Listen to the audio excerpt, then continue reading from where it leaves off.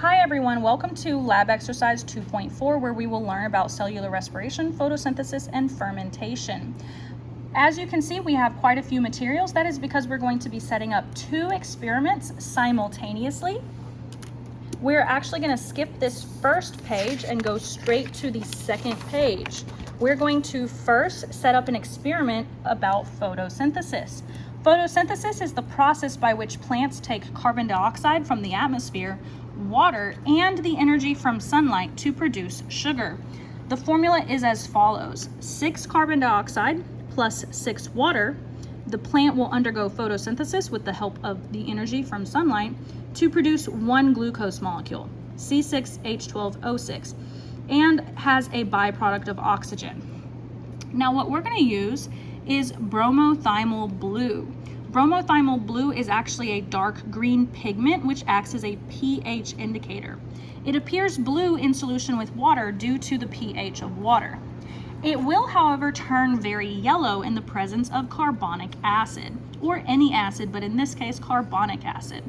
Carbonic acid is an acid produced when carbon dioxide is mixed with water. So we're going to add carbon dioxide to this water bromothiamyl blue solution. If you would like to view the color chart, you can scan this QR code, but I have it printed out here so that we can view it together. What we're going to be doing is putting little plants, water plants, in solution at about 5.5 to 6 pH. This is the pH. Okay, right now we're sitting at about a 7.5. So we're going to be referencing this sheet while we set up this experiment. Step number 1 says to measure 50 milliliters of bromothiamyl blue in a graduated cylinder. So that's what I have here. I have bromothiamyl blue, and I'm going to get my graduated cylinder, and I am going to measure 50 milliliters.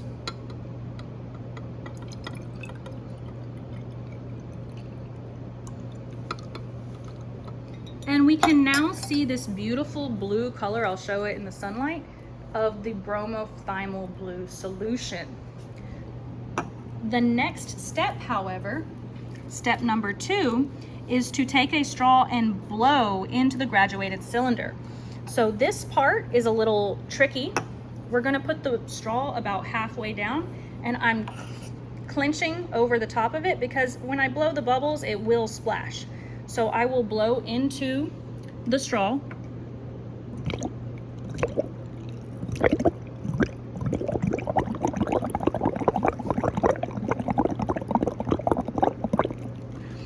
And you can see it starting to turn yellow. What I'm going to do is I am going to hold a white piece of paper up to the back of this test tube, which is why on your paper I have included this sheet that says to keep this page attached. I'm actually going to detach it at this point and hold it up to the back of the graduated cylinder to show that it is not quite yellow yet. If I compare this green color to my color chart, it looks almost like between a 6 and a 6.5. So I need to keep going.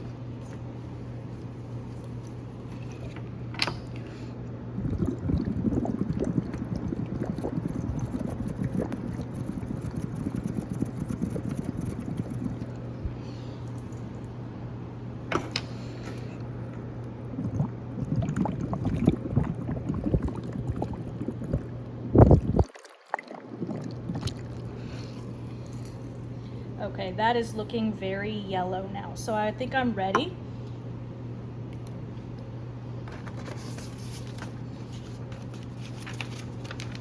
So step number 3 says to evenly divide the bromothiamyl blue that is now yellow among my 4 test tubes. So I have 4 test tubes. I'm just going to take the top off.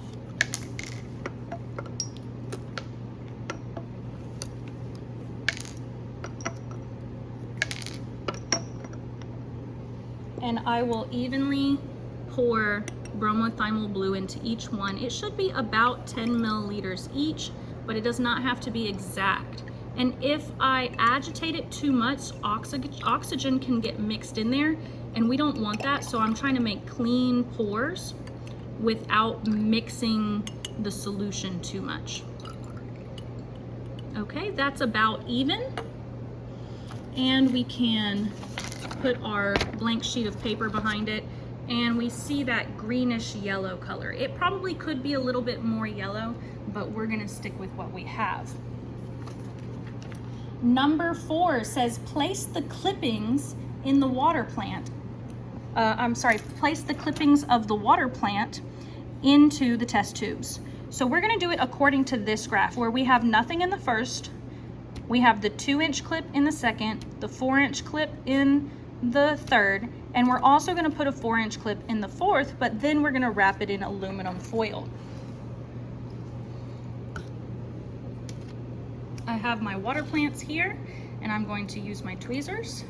This looks like a very large plant, so we're gonna put it in the third test tube, and we can just gently stuff it down in there and completely submerge it. We want it to be completely submerged. This looks like a rather short one, so I'm gonna put it in the second test tube, and again, completely submerge it. We want it to be completely submerged. And this last piece looks like it was broken in half, so I'm gonna put it in here. 2 of these small pieces should work. All right, now I have them all submerged, and I'm gonna be comparing the color of this solution to my chart every 10 minutes. So right now our video is at 6:51. So at 16:51, I'm going to check on these solutions. I will wrap this one in aluminum foil so that no sunlight can reach it. I'm honestly not quite sure how to do this with one hand, so bear with me. Now, I don't want to set these in the room, so I have the door open here so they can get plenty of sunlight. So they're gonna sit out in the sunlight getting lots and lots of sun. And then I have the one that is not getting any sun, and it can sit right here. So our experiment is set for the next 10 minutes. While we're waiting on those results, I'm gonna leave this here so that I can compare it. While we're waiting on those results, we can set up our next experiment about fermentation. When oxygen is not available, cells can undergo fermentation. Humans will undergo lactic acid fermentation, but yeast can actually undergo alcohol fermentation, which means if we have sugar and water, we can produce alcohol and carbon dioxide. So carbon dioxide gas is actually what we're going to be measuring. Number 1 says to fill the 1-liter beaker with 500 milliliters of water. This is a very large beaker, and I'm going to fill it with 500 milliliters of water because we're going to be using this to measure.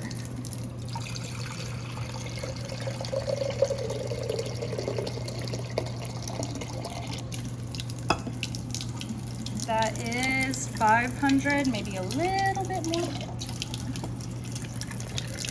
500 milliliters. So I'm going to set this aside.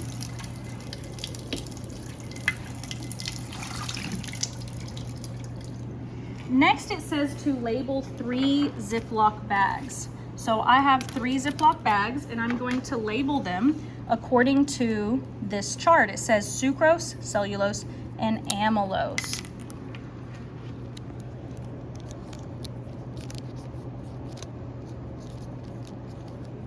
So there's my horrible handwriting that says sucrose.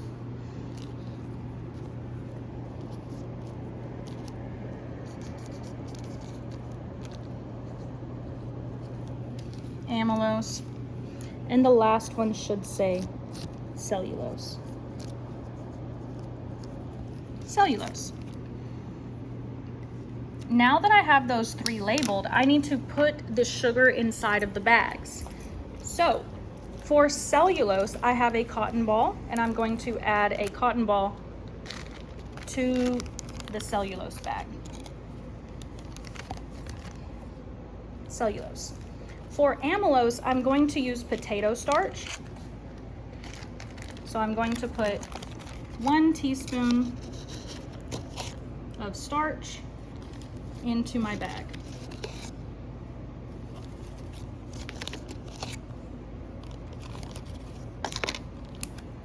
Set it aside. The last one is sucrose, which is table sugar. So I just need a good scoop of table sugar. So now all 3 of them have sugar. All 3 of them are going to need yeast. So I'm going to add a teaspoon of yeast into each one of these bags.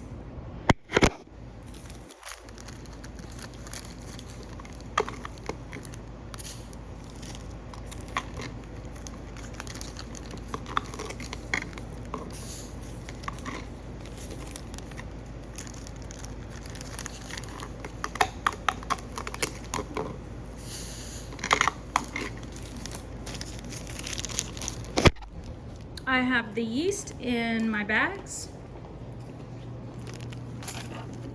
Next, it says to add 100 milliliters of water to each bag. Squeeze out as much air as possible and seal the bag securely.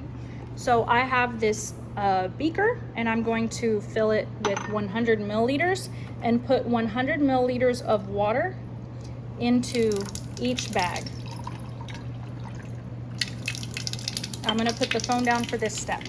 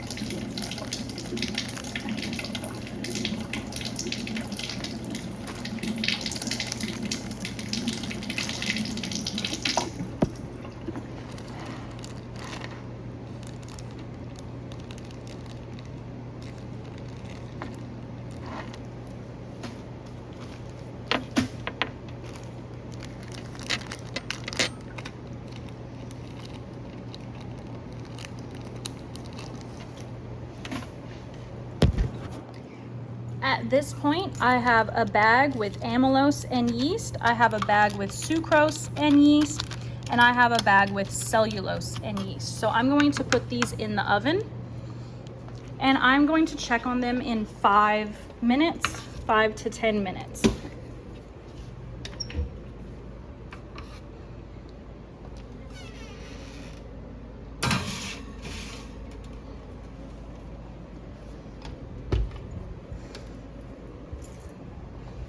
This is a warming oven. It's only slightly above room temperature. Now it says set aside the bags in a warming oven every 10 minutes or 5 minutes if using an oven. Measure the gas volume in the 3 bags. We're going to do this by submerging them into this 500 milliliters of water. So since I know I have 500 milliliters of water, if I dunk something under the water level will rise. And it's going to rise proportional to how much gas is inside of the bag. Right now we have put 100 milliliters of water in each bag, so our volume should be 600. After gases are produced, the rest of the volume that is produced by the gas will be what we record. So we are going to answer these questions below, but first let's set up our charts.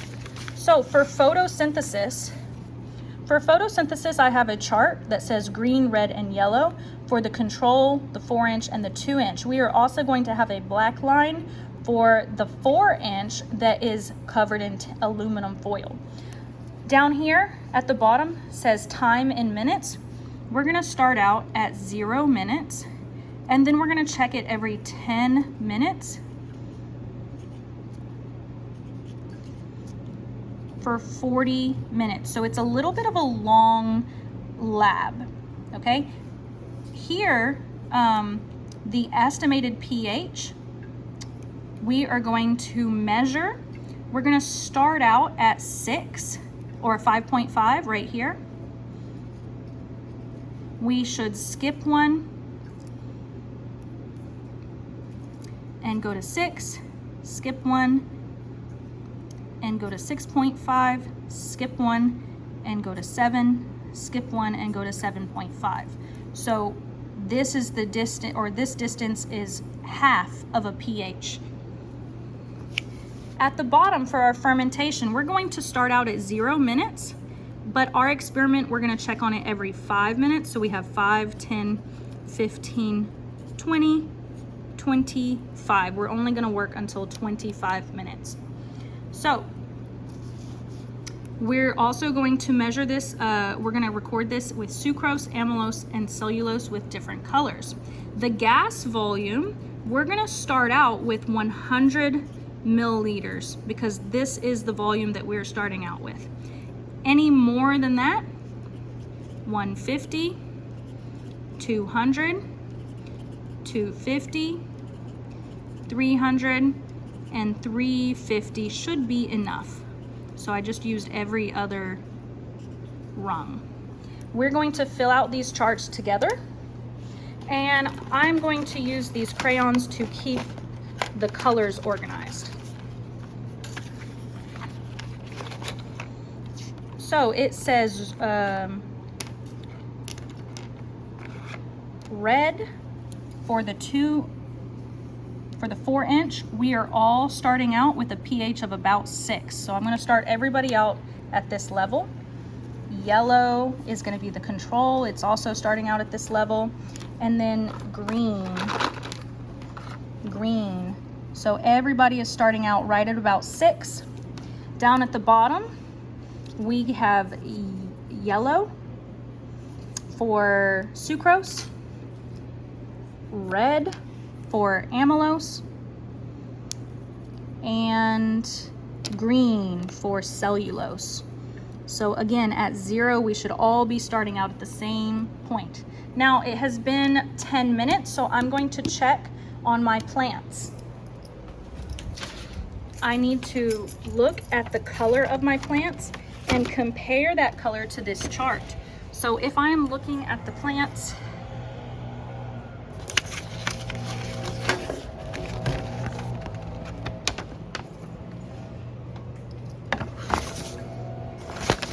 if I am looking at these plants, this appears to be the same color, this appears to be the same color, but this very, very vaguely, if I compare it to this chart, is somewhat green. So in between a 6 and a 6.5. Let me return those to the sun.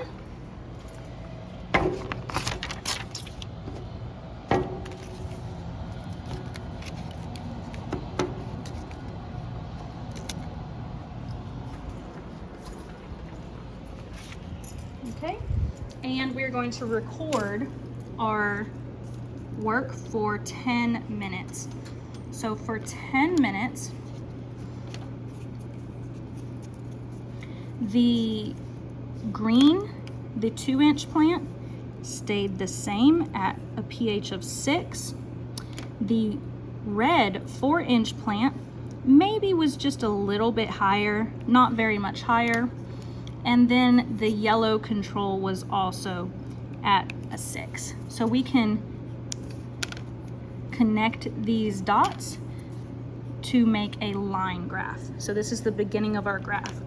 Let's go check on our fermentation. It has been in the oven for 5 minutes.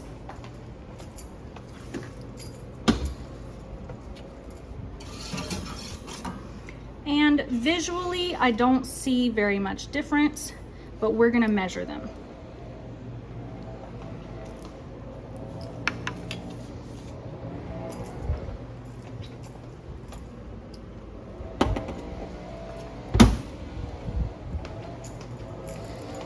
First, I have the amylose, And to measure the gas that's being produced by the yeast, I'm going to dip it in the water, but this is not sufficient. We have to completely submerge it in the water to measure the displacement. So as you see, we are displaced right at 600, so I do not detect any change with the amylose. So I can take the amylose back out.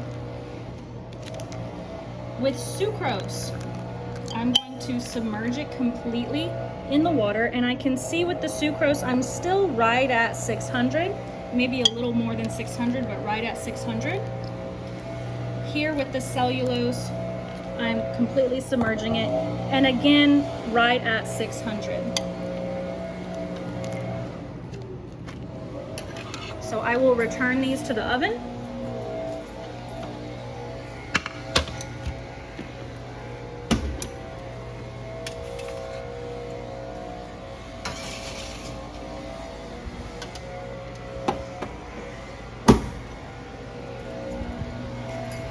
And we will record our results that we have seen no change in the first 5 minutes, which the yeast is still waking up. We wouldn't see any changes the first 5 minutes. So while we're waiting on the rest of those results, we can go back to the first page.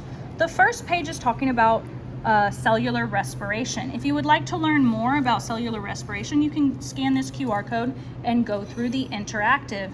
The interactive covers each of these steps. In the first step, glycolysis, this means we are using 1 glucose, and we're going to break it into half into 2 pyruvate.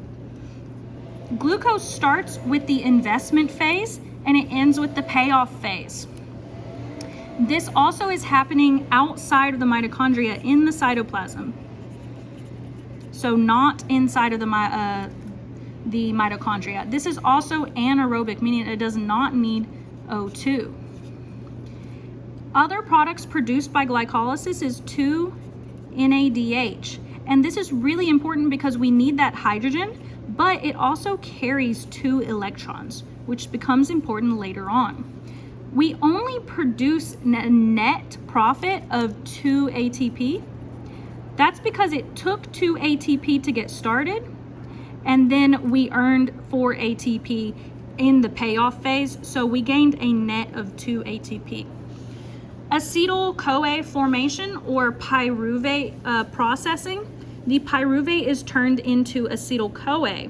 This is happening in the matrix of the mitochondria, so the mitochondrial matrix. This doesn't really produce any ATP, but it does produce 2 NADHs, which again is important because of the hydrogen and the electrons. The other thing is that these acetyl-CoA feed into the citric acid cycle. So we have 2 acetyl-CoA going into the citric acid cycle, and this is also happening in the mitochondrial matrix. We are producing quite a lot of electron carriers. So per pyruvate, we're producing 3 NADHs, but since we're doing it twice, we have 2 pyruvate, we're going to produce 6 NADH, which are electron carriers, and we're going to produce 4 FADH2. So that's lots of hydrogens and lots of electrons. We also incidentally produce 2 ATP, but that's not very much. The real action is going to happen during oxidative phosphorylation, aka the electron transport chain. This can also be called chemiosmosis because we are pumping these hydrogens into the intermembrane space. So this is going to happen in the cristae, or in that outer membrane, or the inner membrane of the mitochondria, but we're going to talk about the intermembrane space is where this is happening. We are not going to produce any intermediates. Instead, what we're going to do is we're going to take all of these intermediates and turn them into ATP using that chemiosmosis with the enzyme ATP synthase. All right, so we have 2 FADHs, that's going to equal 4 ATP. 6 NADHs, that's going to equal 12 ATP. 2 NADH, 4 ATP. 2 NADH, 4 ATP. Altogether, that ends up being about 24 ATP. So total altogether, if I add 24 with 2, altogether I made 28 to maybe 36 ATP, depending on how efficient this process goes. Okay, at this point, we will answer these questions, but at this point, I'd like to return to our photosynthesis lab. So we're going to record the next time in just a minute when we get to 27 minutes, and we're going to do this one about the same time. So let's go get our fermentation and record our 10-minute recording for the fermentation. So we have to return over here. I still visually don't see much of a difference, but I do notice that there's a pretty big bubble right here, okay, and a little bubble right here, a very small bubble. So let's measure them.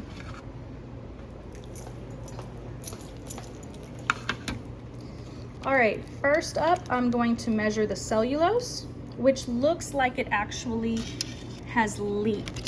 So I do not believe that this is going to be a valid measurement because it looks like it leaked to me. And that would be correct because we are sitting at 550 milliliters and we should not get anything below 600. So I'm going to invalidate these results and I'll tell you what we got in class earlier.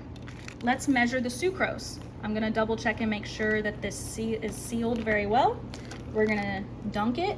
And we need to make sure that we submerge it completely in the water, which it's actually giving me a little bit of trouble. We are slightly above 600, not quite to 650, but it is a little bit more than 600. And amylose will do last. And amylose is right at 600. So no change for amylose or cellulose, but sucrose had a little bit of an improvement. So let's put this back in the oven.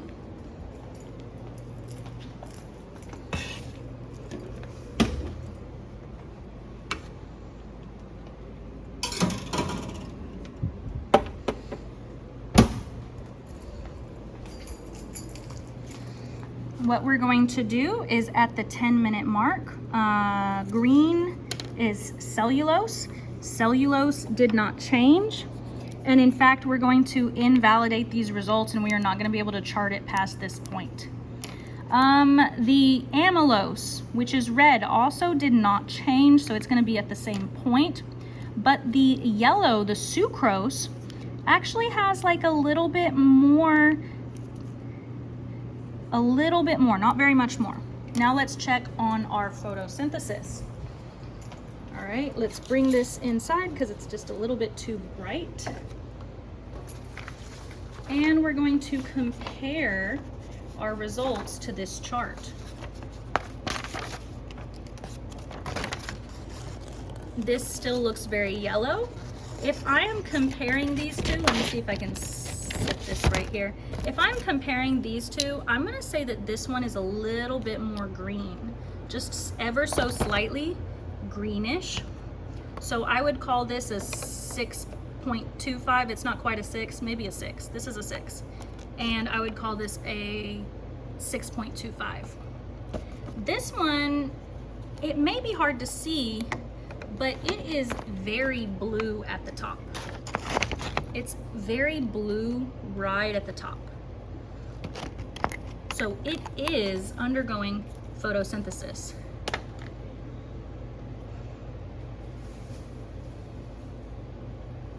We can kind of see it on the edge there, very blue, but especially at the top, it is very, very blue. So I'm pleased with the results here. Let's go chart it. We're gonna put these back in the sunlight.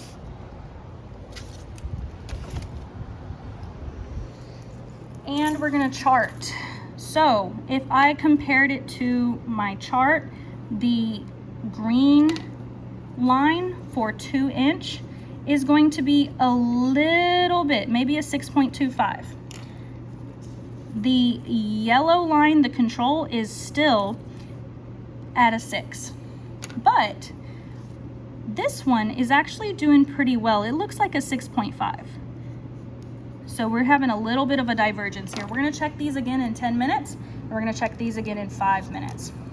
So let's look at these questions at the front. It says glycolysis occurs in which part of the cell? Well, it's gonna occur in the cytoplasm outside of the mitochondria. Number 2, during glycolysis, glucose is split into 2 molecules of pyruvate, which later will become acetyl-CoA. So number 2 is going to be pyruvate. If oxygen is not present, pyruvate will undergo what? Well, our clue is back here. It says if oxygen is not available, cells carry out fermentation. So if oxygen is not available, pyruvate will undergo fermentation. Okay, this could either be alcohol fermentation or lactic acid fermentation, depending on the type of organism. Where does the citric acid cycle take place? In the mitochondrial matrix.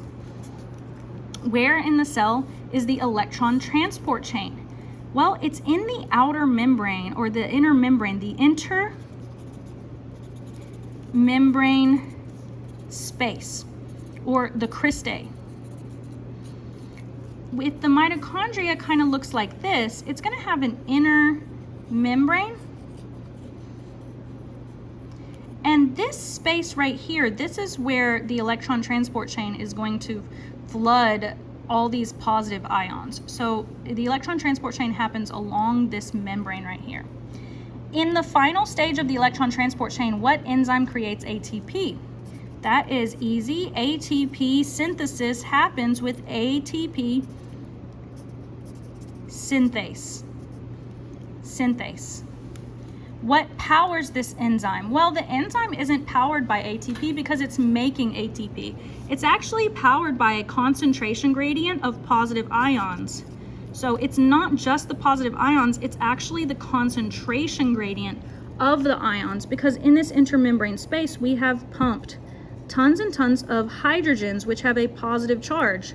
So the outer part is very positive, and they want to get back into the matrix. The only way they can get there is through ATP synthase. In the electron transport chain, hydrogen ions, free electrons, and oxygen combine to form what? Water. So water is a byproduct of this process, cellular respiration.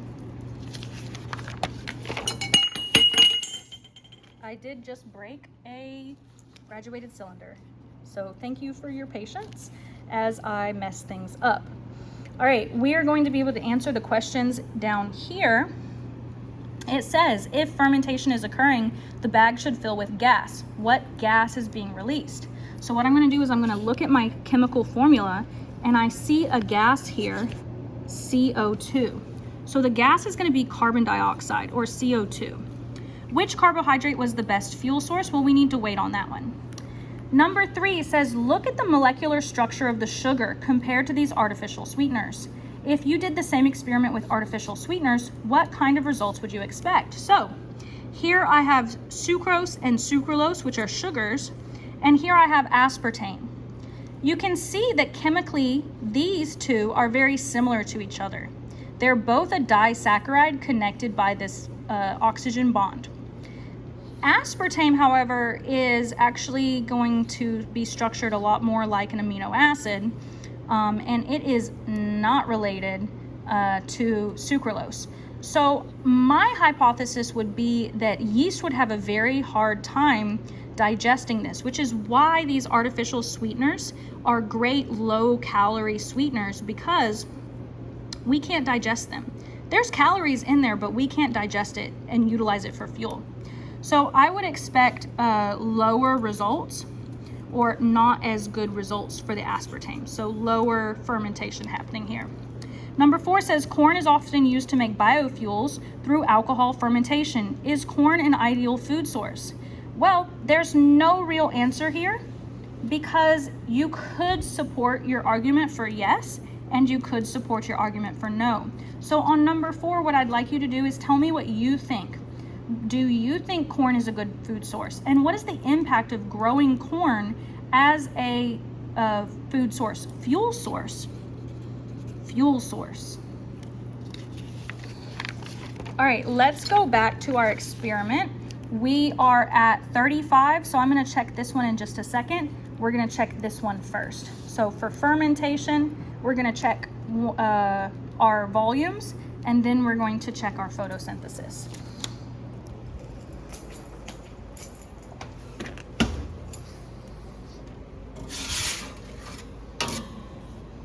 It actually smells delicious. It smells like bread. That is the yeast. And just visually what I can see is that there's not much action going on in the cellulose. I know the bag is leaking, but there's just not much action going on compared to the sucrose. Look at all those little bubbles. Lots and lots of activity. Not as many bubbles in amylose either. So let's go measure the first two. All right, amylose. Let's measure amylose. We started at 500 and now we are still right at 600. So I don't see any difference with amylose. But let's check out sucrose. As I submerge this, it's actually giving me quite a bit of resistance, and we are right at 650. So we did gain some volume here. Let's put these back.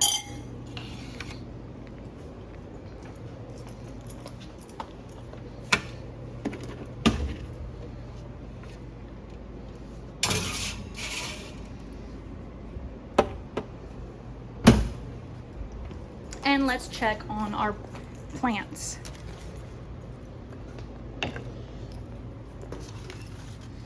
All right, I need to compare these plants to the chart here. So I'm gonna put a white piece of paper and we're gonna view.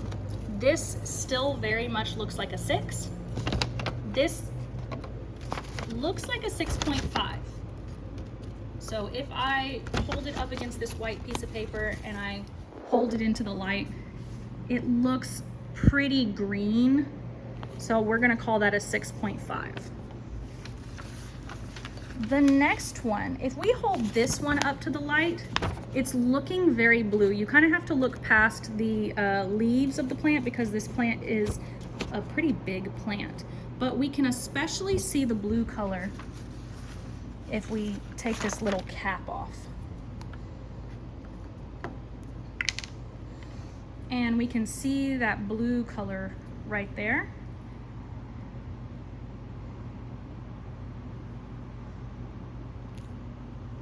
Right at the top.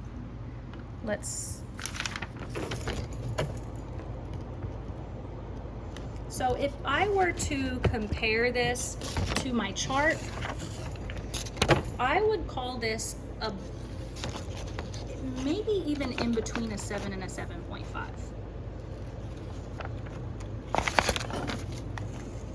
Let's put these back in the window and wait for the next set. Okay, so let's chart fermentation.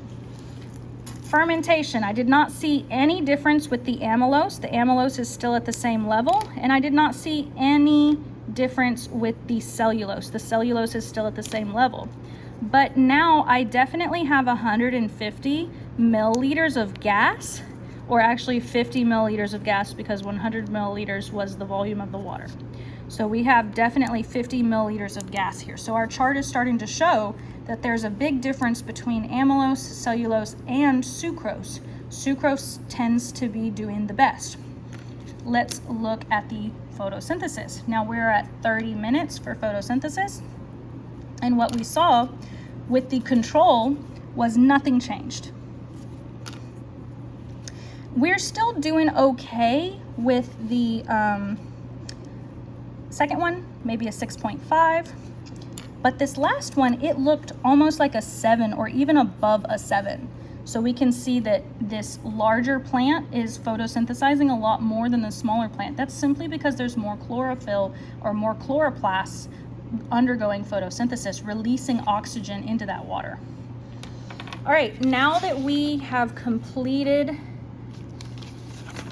that, we can answer some of these questions. From beginning to end, what was the change in pH of the test tube with the 2-inch clippings? Well, we can't do that one yet.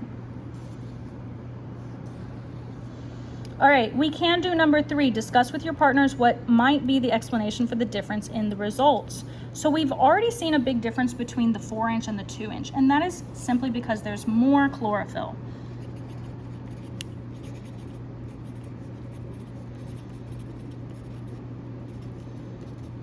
Equals more O2, or incidentally, less CO2, less carbonic acid.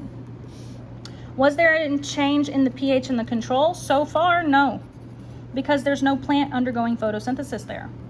When we do remove the foil, do you think that the solution will have changed color? It has a 4-inch plant inside of that foil, but there was no sunlight. So do you think that it's going to have a result? Number 6 says plants can survive overnight when there is no sunlight. What process might keep the plant alive? Well, the organelle that we're talking about is the mitochondria. Because sugar is just your battery, it's saving the energy.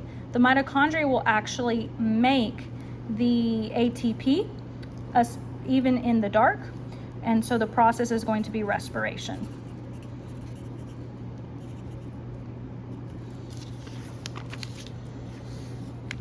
So I believe that we've answered all of the critical thinking questions that we can answer at this time.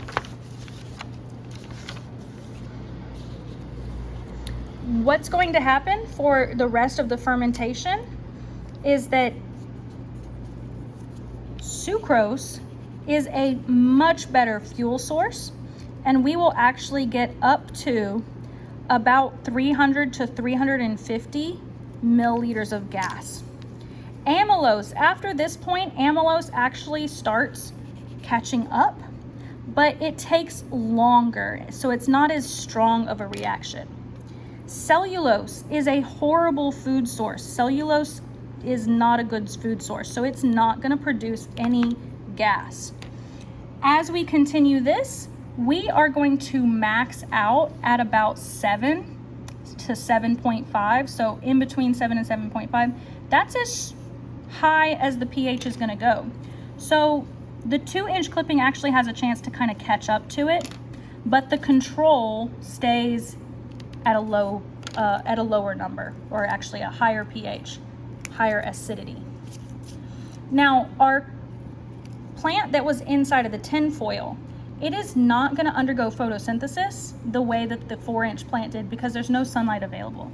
So that one will also look like the control. All right, thank you for joining me for lab exercise 2.4, and I hope that you have a great week.